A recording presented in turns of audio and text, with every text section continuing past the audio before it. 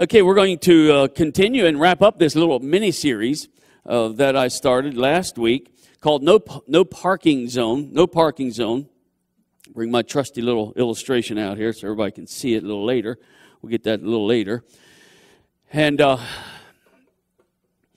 today's part two is break camp and move out. Break camp and move out. Last week, we looked at Philippians 3:13 and 14, one of my favorite passages. The Apostle Paul tells the church at Philippi, man, this one thing I do.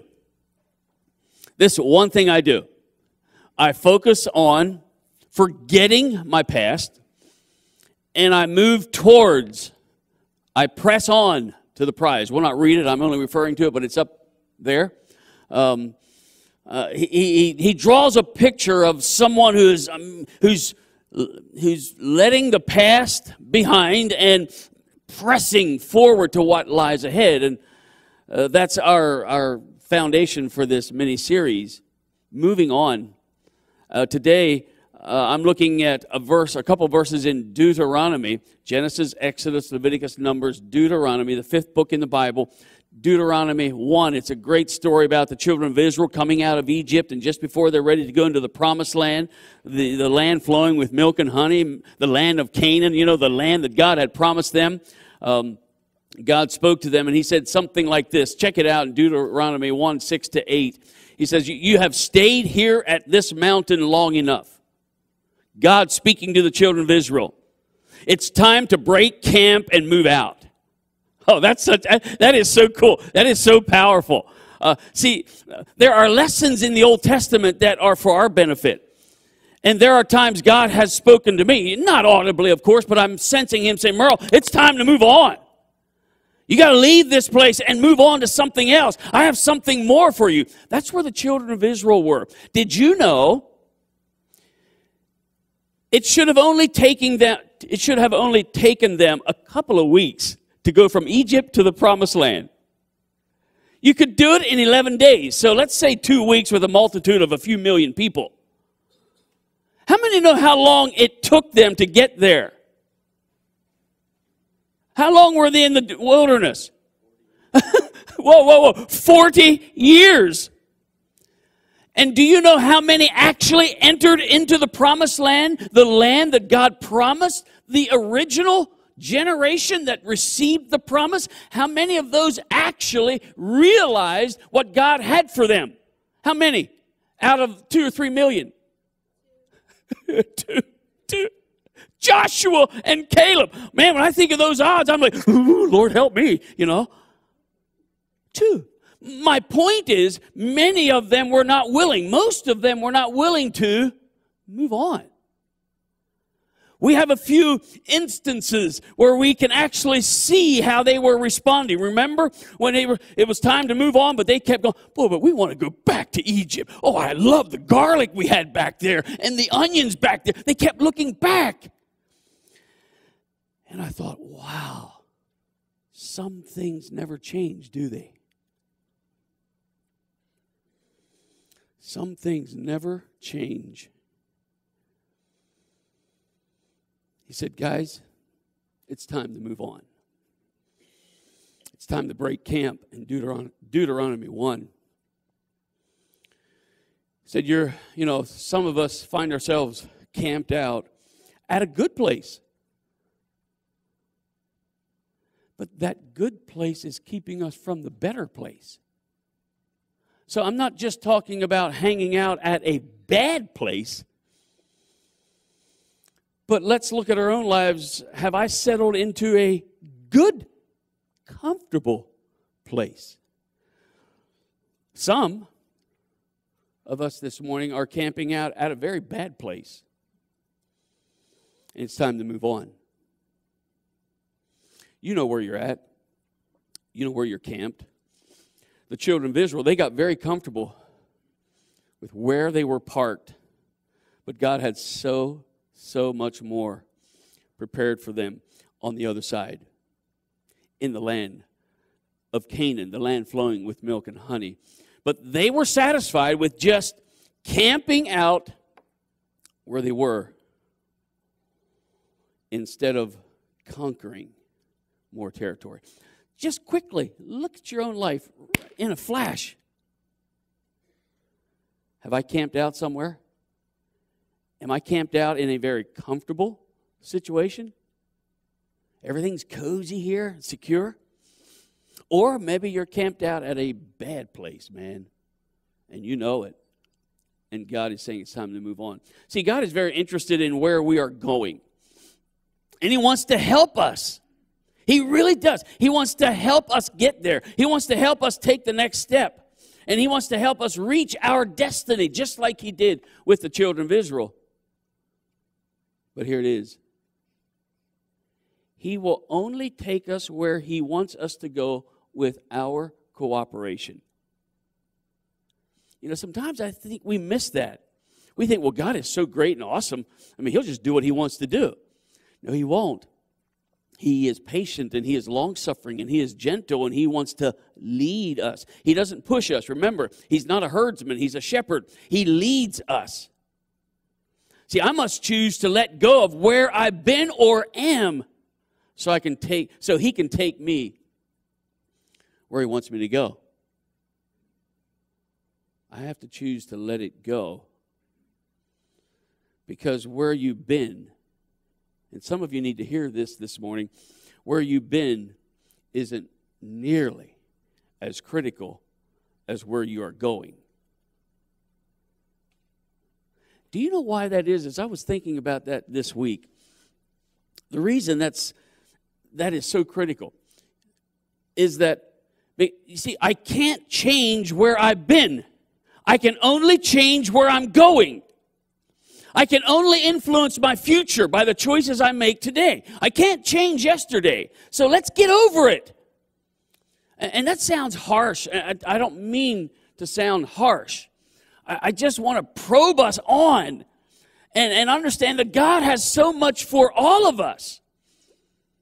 And that moving on and taking that next step is different for all of us. And so I'm not saying, like I said last week, just move on and forget it. No, I'm talking about taking that next step to your healing and making progress and breaking camp and saying, man, I have been here long enough. This thing has been a noose around my neck for days, weeks, months, or years. I'm moving on because God has more for me. See, we can't change where we've been, but we can change where we're going. See, and where you've been isn't where you need to stay. In other words, you don't need to stay parked at that bad experience that you had 10, 15, 20 years ago. I don't have to stay there. See, God has created all of us with a bright future. There's a bright future for all of us, every one of us. The question is, what am I creating with my life? See, there is something we are responsible for. And God is saying, here's what I have created for you. Just like the children of Israel. This is what I have for you. Now, what are you creating with your life? Is it in sync with what I want to do? Am I functioning within the design like we talked about last week? Am I functioning within the design for which I was created? Oh, man, I don't know about you, but I was thinking about this. I was thinking about that this week. I couldn't get over myself. Thinking about, my design. Yeah, Lord. And I'm not talking, that's not hard. In other words, what is my design? No, just start with the basics, Am I moving in the right direction? So I'm not constantly kicking against the very nature, the very design that God has for me. As I said last week, if you're an introvert, go with that. Don't try to become an extrovert. If you're an extrovert, go with that. In other words, understand your design. See, for me, there's one characteristic that I'm not always proud of, but I have come to grips with. It is my design. Now, what we have to do with those things is learn to manage them. One of them is I'm impatient. I want it now. I got to have it now. Now, do you know that's a good thing? That's a design that God put in me. That's what drove me to start GCC. I want to do something else. This doesn't seem right. I'm going to just do it. But the downside of that, and there's a downside to every upside. The downside to that is I can get very impatient with people, with God. And that's what I have to learn to manage better. You understand? So for years I said, Lord, don't make me, help me not to be so impatient. I don't want to be impatient. Until one day that's my design. Does that make any sense? You know, I can't see it. You hear what I'm saying? So figure out what is your design and stop, what's the right word? Stop just coming up against that and letting it frustrate you. Go with it. Okay? So am I functioning within the design for which He has created me for? Am I moving toward what He has created for me? You know, am I moving towards that? And am I living the life He's created for me to live? And right there, people say, oh, no, I really messed up, man. You know, I'm not quite there. I'm not even talking about that. I'm not talking about this perfect life. I have said it many, many times. Jesus is not that concerned about us living a perfect life, okay? He's the only one that could. What we have to do is depend on Him, lean on Him. He's the only one who is perfect.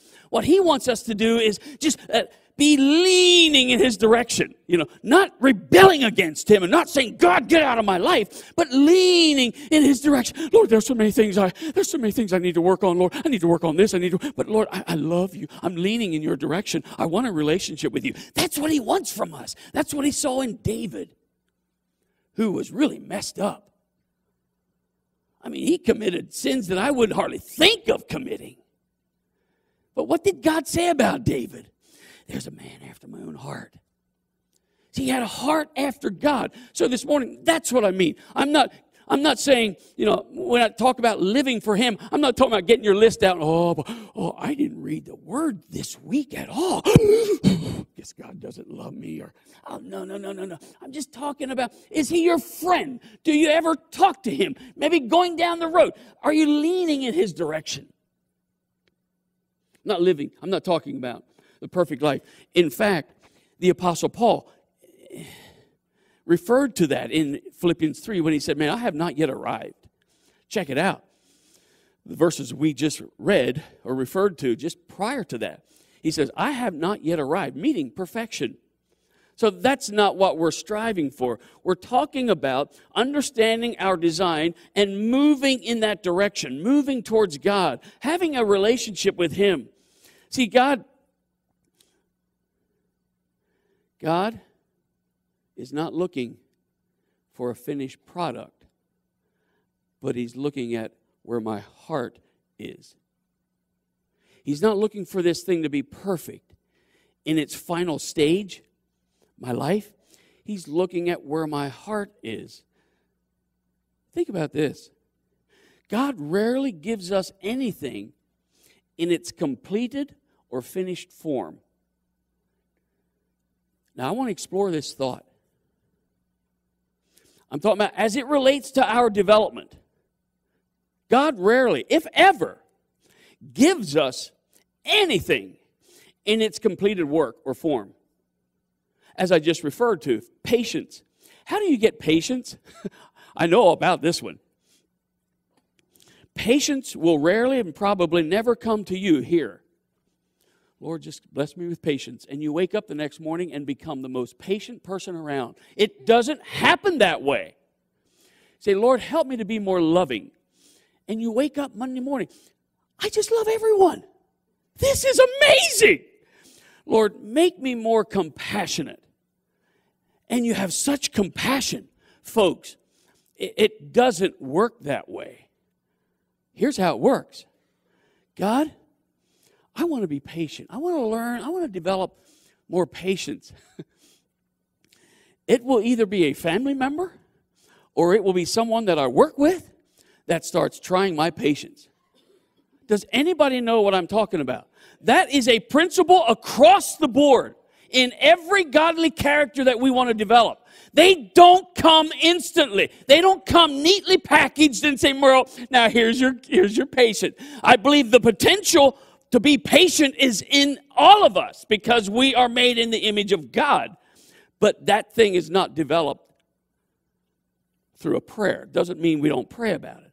But to think that I can just pray and develop these things, it doesn't happen. God doesn't present these gifts to us in their final or finished form. See, He wants us to develop them. We develop these over time, not instantly. Because here it is. God is interested in the process of me becoming as much as He is in what I become. Did you get that? He's in the process. Because you know what happens in the process? It draws me to Him. Oh, God, I messed up again. God, help me. I am sorry, Lord. I was impatient once again. I was a total jerk. God, help me. See, it's in the process that we're drawn closer to Him. Could you imagine if you were given everything instantly? Well, we've all seen children like that, huh? Not yours, of course. But children that just kind of get anything they want. They cry, and now they're 10, 11, 12, 13, and they still just get there's a dysfunction there. There's an unhealthiness there. He doesn't give it to us in its completed form. Great some obvious examples of that, is His Word. He gives us His Word, but says, now you go and apply it. You practice it. He gives us salvation. Then He says, now you go and work it out. Not work for it, but you now work it out. Where? Oh, with people. Think of that.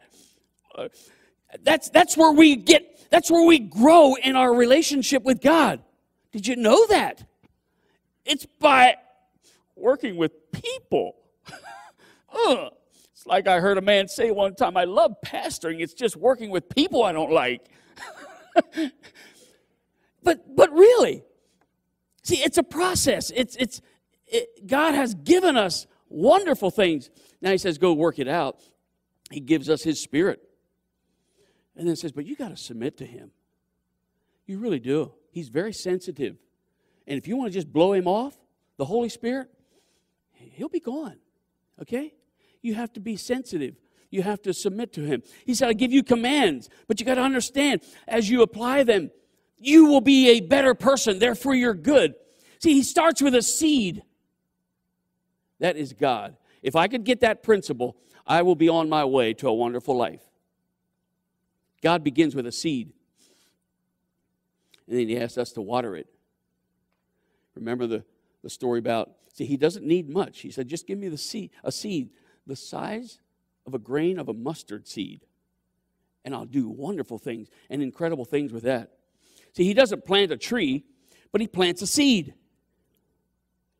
Our responsibility is to make sure the seed falls into fertile soil. Even this morning, as you hear the Word, we hope there's something that will penetrate the heart, find a lodging place in the heart. And what? Next week, oh, what the world? Yes, God, thanks for that reminder. That's growing. That's nurturing a seed. We read about that in Luke, the 8th chapter. Remember the story where He says some seed fell on the footpath and couldn't sprout out, couldn't be fruitful. Some seed fell in the shallow soil. Some seed fell among the thorns and the weeds, and it was choked out. But some seed fell on fertile soil. See, the seed is God's Word. And it's incredible what the Word will do in one person and do nothing in the next person's life. What's that all about? That's about nurturing the soil. He provides all the ingredients needed in a seed. Everything is there. The potential for greatness is there, but it's only potential. In your life, the same principle applies. We must nurture the seed to make sure it grows. Another example of this is my little illustration here. If I could have a tissue, please.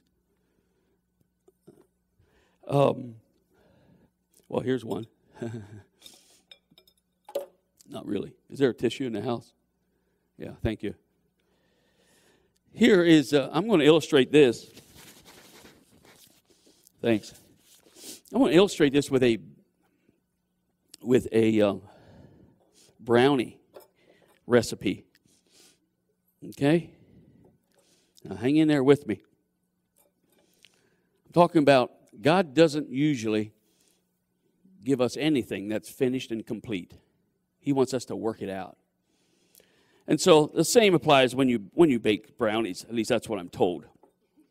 Of course, you put some mix in it. Okay? I'm mixing a half a batch, by the way. The second batch is for the second service. Okay? And then you, of course, you got to have an egg. Got to have an egg in there, in this brownie. And I'm told you, see, I read the directions. You put some water in there. Is that right? Those who make delicious brownies. See, here we go. And they said to put some olive oil or vegetable oil. This is olive oil for those who care. Put a little olive oil in there. Is that a little bit too much? Okay. Yeah, but you never had my brownies. Oh, yeah. Now, here it is. I would like for Ed. Man, he never forgot that. No, I would, let's say Mel. You don't have to move, but I'm saying, what would you think if I say, now, Mel, here, go ahead, try my brownie. Come on, try my brownie. I mean, all the ingredients, listen, it's all in there, Mel. Let me look. It says a quarter cup of water. That was about right. 2/3 cup vegetable oil and an egg. It's all here. Okay?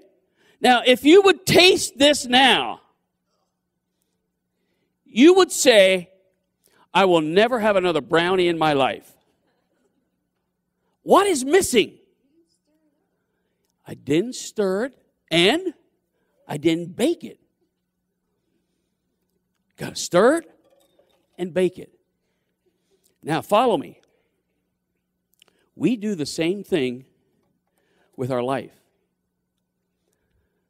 See, all the ingredients are there for us to make, I believe this with all of my heart, with every person alive. The ingredients in all of us is there to be great and to present Him with a wonderful masterpiece. But we do the same thing I asked Mel to do. I said, Mel, test or taste this. No way. Because it wasn't stirred. And that's what we do in our life. We go through life, even as a follower of Jesus. We have one bad experience, another bad experience. We have a marriage that breaks up. We have a sickness that comes in. We have a financial disaster. What we fail to do is mix it all up with the other good stuff that God does. And here's the sad point. People live their lives, their whole life is defined by one or two or three bad experiences. Why? Because we never mixed it up. We really don't believe that what God said. And He said in His Word, I will take everything, the good, bad, and the ugly, and I will use it for your good. If I believe that. So when I go through a bad experience, I'm not saying ignore them. I'm just saying mix them up. Mix them up with all the good stuff that God is doing in your life. Don't focus on that bad experience. Don't allow that one or two or three bad experiences to define who you are as a person. I know people like that. They camped out there. They camped out at that bad childhood experience. And now their whole life is defined by that. They camped out at that nasty divorce. And that's where they camped out. They camped out at that broken relationship and can't move forward because that experience has defined who they are. Instead of trusting God and saying, God, this makes no sense. This is not fair. But I believe that somehow you're going to take this stuff. You're going to take these ingredients, and I'm going to let you just stir them up. And I believe when I come out of the oven, when I'm baked and I'm stirred and I'm done, I'm going to have something positive come out of that. I try to live like that. I believe that.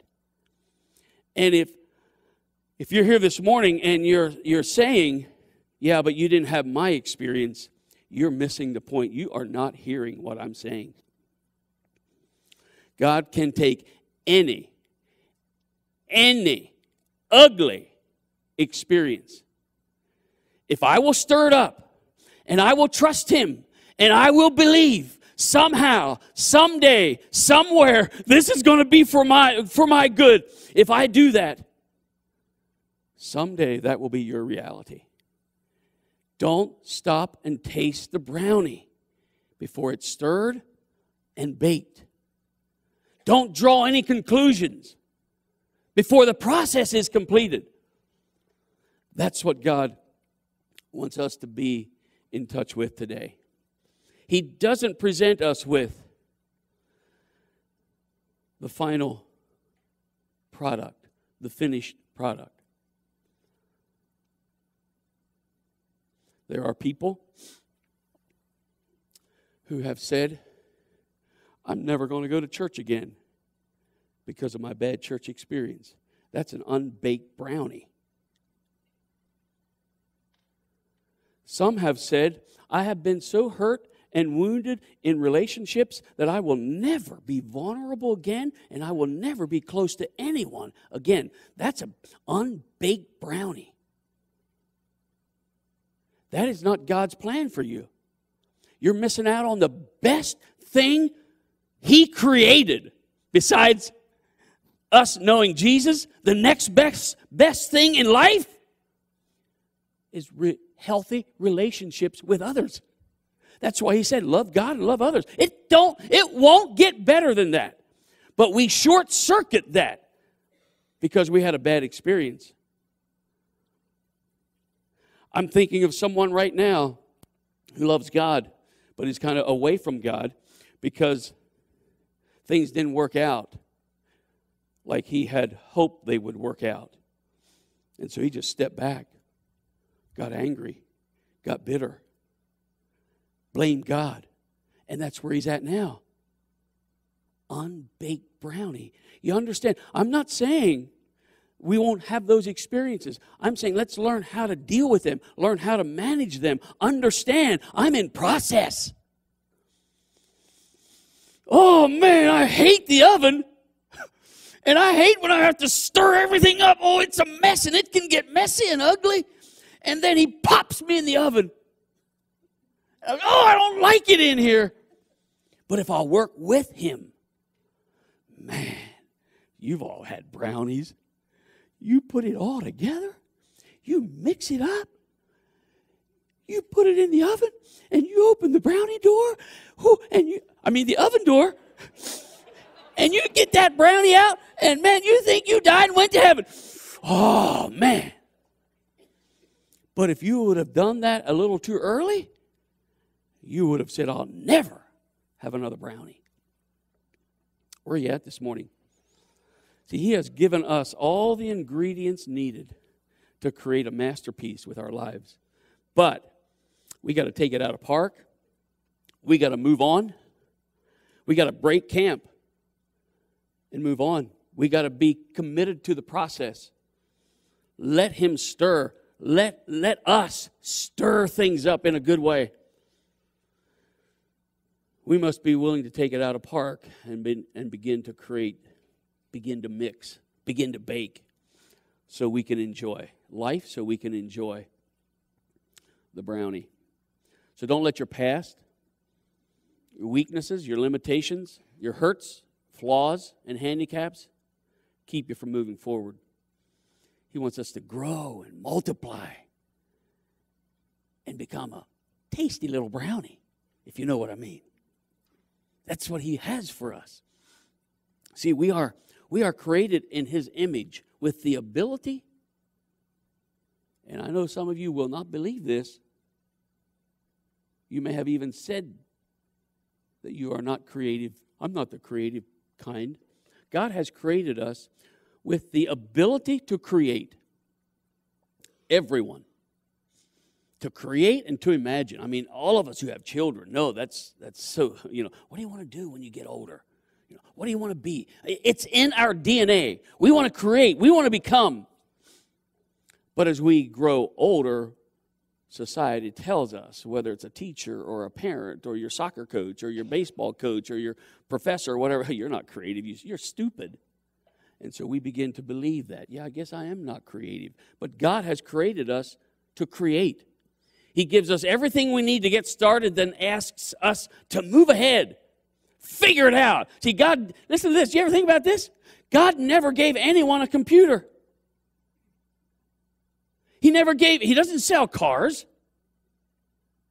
houses. The space shuttle wasn't God's idea. And all the modern medicine that we have and the modern technology we have wasn't God's idea. The x-ray machine, the clock, the phone, go on and on. Even, listen to this, doctors, teachers, pastors, and preachers. I wasn't born a preacher. I was born a baby. Okay? We're not born complete. We're born with all the ingredients needed to become what He wants us to become. But we have to do the mixing. We have to do the baking. We have to be committed to the process. He gives us what it takes to create things. He gives us what it takes to become. He blesses us with a seed again. Or He blesses us with a thought. That's what happened with Auntie Ann Salt Pretzels, who's my sister. It was a thought. It was an idea. And God said, wow, He blessed it. Isn't that how He works? Isn't that everyone's story? We start with a seed. Or a thought, a passion, an idea. As I began to get frustrated with church and in leadership, I thought, man, what would it be like if I could actually teach in jeans? What would that be like? Because that's what I wanted. I was so sick and tired of a coat and tie. It's just me personally. I said, I look in the Bible. Do I have to wear a coat and tie to preach? I can't find it. So I started thinking, well, what would it be like if we could actually come to church and it wouldn't be like going to a fashion show? Has anyone been there? Just come as you are. And how about a church where you could come with all your crap and maybe others would actually help you through it? There's an idea. Instead of coming and acting like, oh, I'm fine and you're fine and we're all fine and just praising the Lord in our fine state. I said, so an idea popped in my head. And how about if we create something else? See, you understand. It's a thought. There's an idea that God gives us. He gives us the raw material or the ingenuity, but He doesn't usually give us the finished product. He gave us trees so we could have lumber for houses. I don't think God builds houses. He even told Noah, hey, here's what you need to build the ark. Now you go build it. You get my point. He gave us gold, silver, diamonds, deep in the heart of the earth. Now He said, if you want those valuable gems, go get them. He doesn't present them to us. He gave us a brain to think and to be creative and to invent and to reason. He gave us animals and fish and vegetables and fruit. But He said, if you want to enjoy them, you got to either catch them, plant them, prepare them.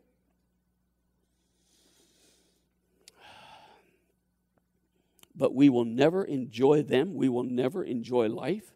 We will never become what He has created us to become if we stay parked. And we stay camped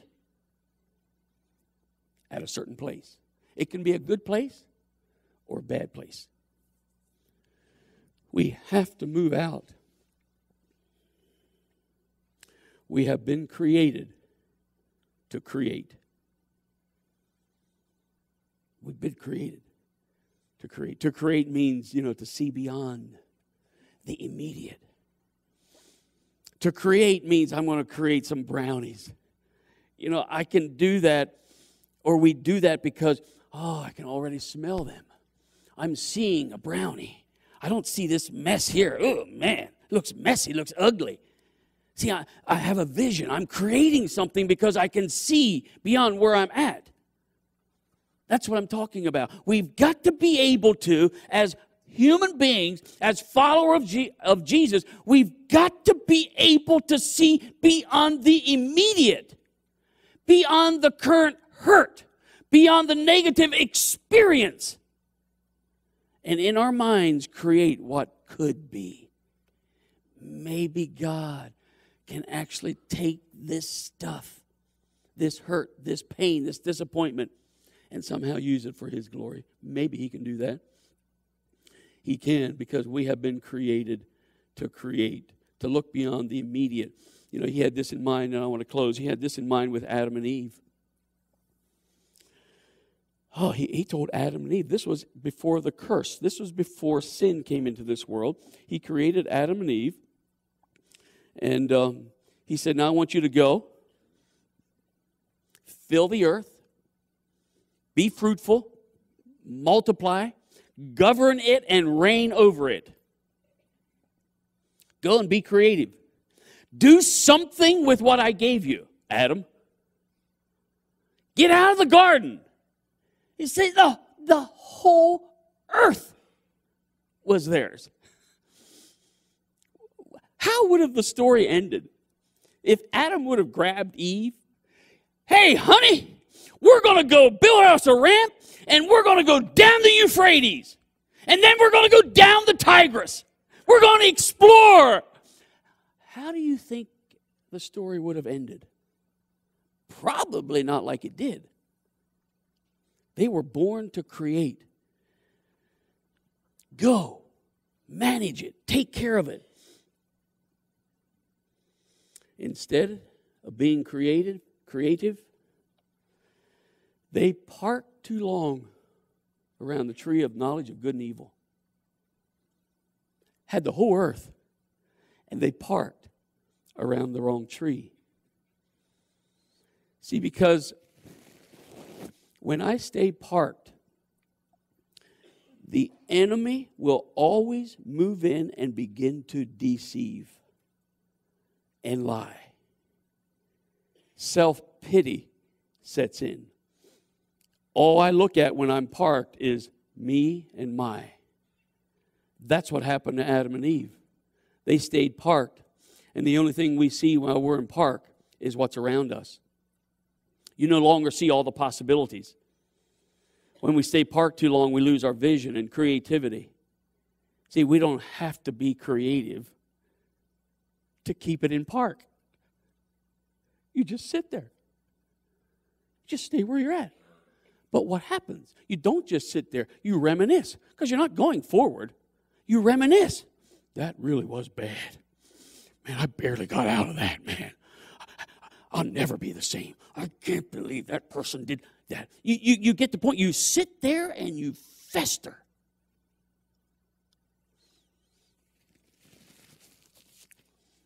We don't have to be creative there. We think, and we give in to the lie that staying in park is a safe place to be. But it robs us of all of our creativity. And it robs us of all God has for us. Just like it did the children of Israel. That's why I say some things never change. They focused on the giants. They focused on the difficulties and missed out on the fruit of the promised land. They got comfortable camping out. And here it is. In a land they were only supposed to pass through. Is that you this morning? You got comfortable and you're camping out somewhere where God only intended for you to pass through. Whoa. We can't receive what God has for us staying in park. So this morning, break, camp, move out, mix things up, stir things up, just like this brownie mix. Believe with all of your heart. Begin to trust God in a new way and say to yourself, self, somehow, it may take a while, somehow, this experience, when I mix it all up, somehow, something good is going to come out of this. Something godly is going to be developed in me. I believe that. Can you believe that this morning in your life? Get it out of park. Break camp. Move out. Walk towards what God has for you. Believe in the process. Believe that God is with you. And believe that your life can be a beautiful masterpiece for Him. It really can. It really can. Stand with me this morning as we